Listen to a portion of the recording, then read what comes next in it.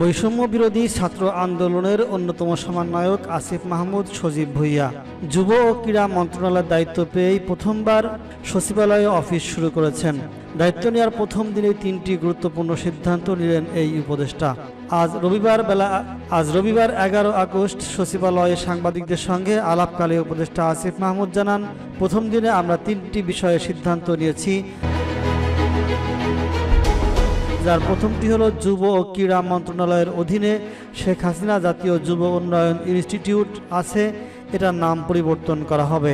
যেহেতু বাংলাদেশের সহিংসতার সঙ্গে শেখ হাসিনার নাম জড়িত আছে, অনেক শিক্ষার্থী ও জনতা মারা গিয়েছে, আমরা মনে করি তিনি এর পেছনে জড়িত। সেই জায়গা থেকে শুধু আমাদের নয়, প্রতিটি মন্ত্রণালয়ে এটা করা হবে। তাই শেখ হাসিনা জাতীয় যুব ইনস্টিটিউটের নাম পরিবর্তন করে আমরা এটি বাংলাদেশ জাতীয় যুব ইনস্টিটিউট করছি। দ্রুতই এটা সম্পন্ন করা হবে। নারী টি-20 বিশ্বকাপ প্রসঙ্গে আসিফ মাহমুদ বলেছেন, এরই মধ্যে আমরা বিসিবির সঙ্গে কথা বলেছি। সবচেয়ে গুরুত্বপূর্ণ হচ্ছে নিরাপত্তা নিশ্চিত করা। এ বিষয়ে আমাদের কিছু করতে হবে। আমি আজকেই প্রধান উপদেষ্টার সঙ্গে এই বিষয়ে কথা বলবো। তিনি যেহেতু একজন ক্রীড়াপ্রেমী মানুষ, তিনি অবশ্যই আমাদের সহায়তা করবেন। আমরা এই বিষয়ে সবার সঙ্গেই কথা বলবো। কিছু দেশের ভ্রমণ নিষেধাজ্ঞা আছে, সেগুলো যাতে দ্রুত সমাধান করা যায় সেই পদক্ষেপ নেওয়া হবে।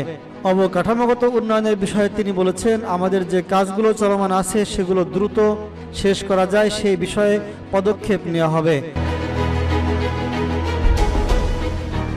আর বিসিবির বিষয়ে বলতে চাই, তারা যেহেতু একটি স্বায়ত্তশাসিত প্রতিষ্ঠান, তাদেরকে আমরা তো আর নিয়ন্ত্রণ করতে পারবো না।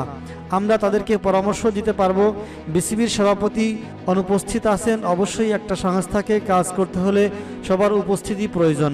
সভাপতির মতো গুরুত্বপূর্ণ দায়িত্বে যেহেতু তিনি অনুপস্থিত আছেন, তাই আমরা বিসিবির যারা পরিচালক আছেন তাদের সঙ্গে কথা বলেছি। তারা আইসিসির আইন মেনে যেটা করার সেটাই করবেন। পাশাপাশি অন্তর্বর্তীকালীন সময়ের জন্য কাউকে নিয়োগ দেওয়া যায় কিনা সে বিষয়টিও দেখতে বলেছি।